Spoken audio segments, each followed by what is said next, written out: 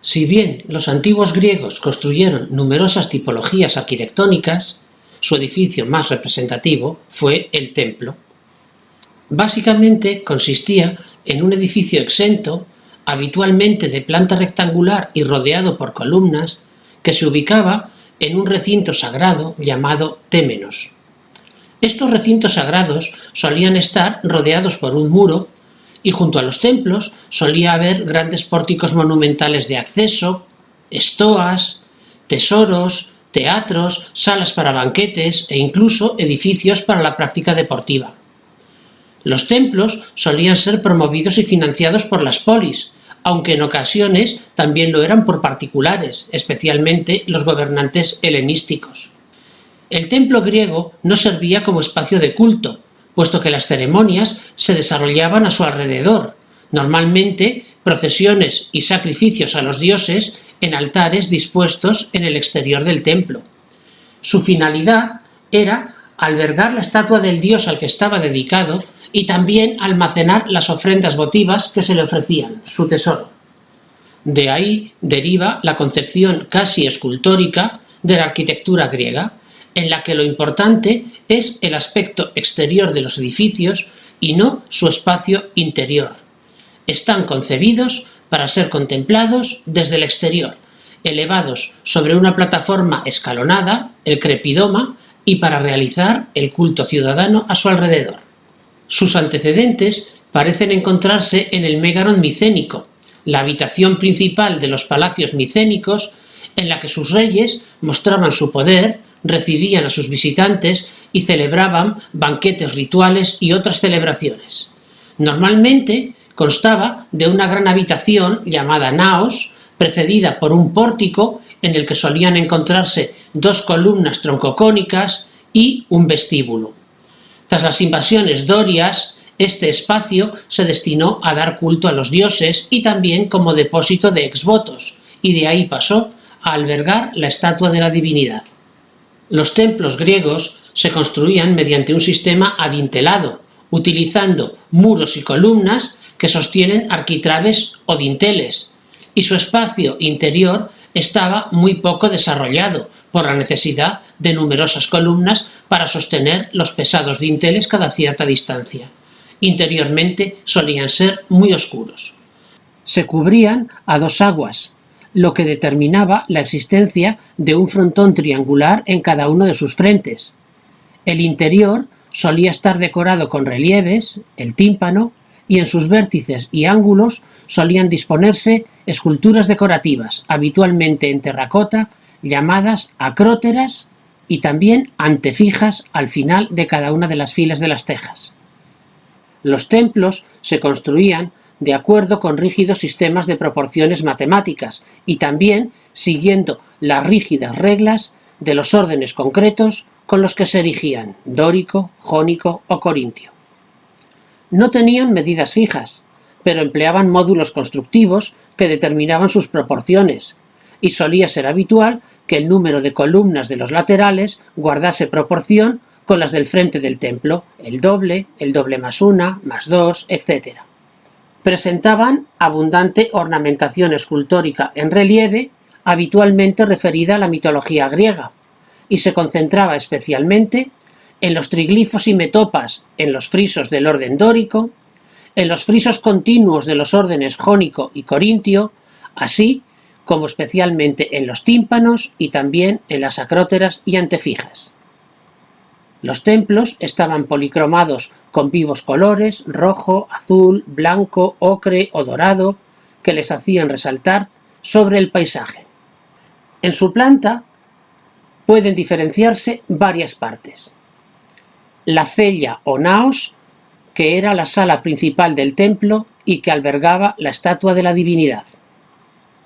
Por delante se encontraba el pronaos, un pórtico o vestíbulo que daba acceso a la sala principal. El opistodomos era una sala dispuesta al otro extremo del pronaos, con el que guardaba simetría y que no solía comunicarse con la naos. Estaba destinada a guardar las ofrendas y el tesoro de la divinidad. Era habitual que los templos tuvieran columnas en sus frentes o que estuvieran rodeados por un peristilo de columnas. De acuerdo con su planta, pueden diferenciarse distintos tipos de templo griego.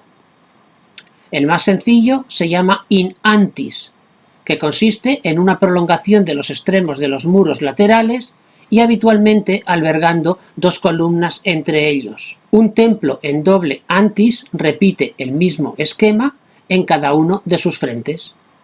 Un templo próstilo tiene un pórtico de acceso en uno de los lados del templo, y un templo anfipróstilo consta de dos pórticos de acceso simétricamente dispuestos en los lados menores del templo. Los templos perípteros son aquellos que estaban rodeados por un peristilo de columnas alrededor de todo el templo. Un templo díptero está rodeado por un doble peristilo. También existieron otro tipo de templos, aunque se emplearon más en época romana o helenística, como los llamados templos pseudoperípteros, que tenían semicolumnas adosadas a los muros laterales del templo, o pseudodípteros. Los griegos también construyeron templos de planta circular, llamados zolos. Habitualmente estaban rodeados por un peristilo también circular y probablemente estaban asociados al culto funerario o de héroes. Los templos griegos también pueden diferenciarse según el número de columnas de su frente. Si no tiene columnas, se llama áptero. Si tiene dos, dístilo. Si tiene 4 columnas en su frente, tetrástilo. Si tiene 6 columnas, hexástilo. Si tiene 8 columnas, octástilo.